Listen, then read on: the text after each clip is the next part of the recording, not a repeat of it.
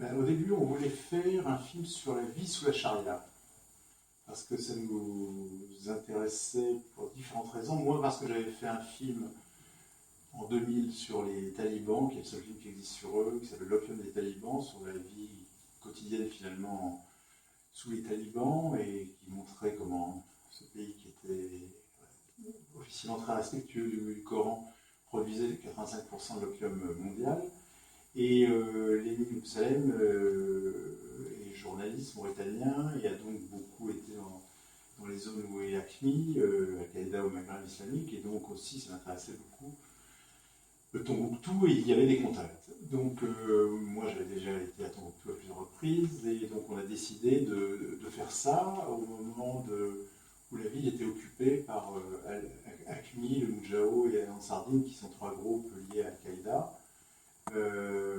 On en a fait une partie du film, et c'est vrai que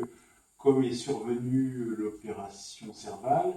du coup c'était impossible donc de faire tout un film là-dessus.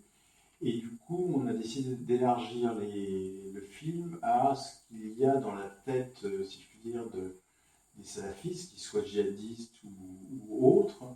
Et donc, on a, avec beaucoup de difficultés, parce que c'est des gens qui parlent jamais, essayé de rencontrer un certain nombre de dirigeants djihadistes ou salafistes, parce que on avait tous les deux l'idée, et moi particulièrement, que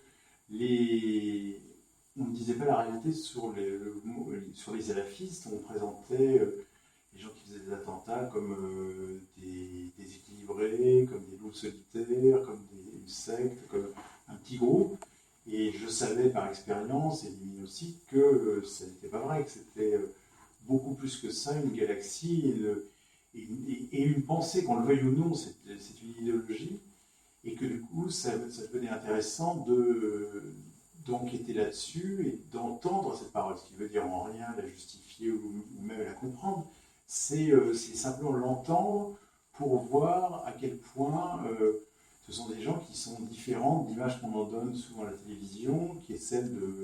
d'ex-dealers de shit reconvertis et qui sont partis faire le djihad et qui disent très souvent des banalités et des choses un peu hystériques.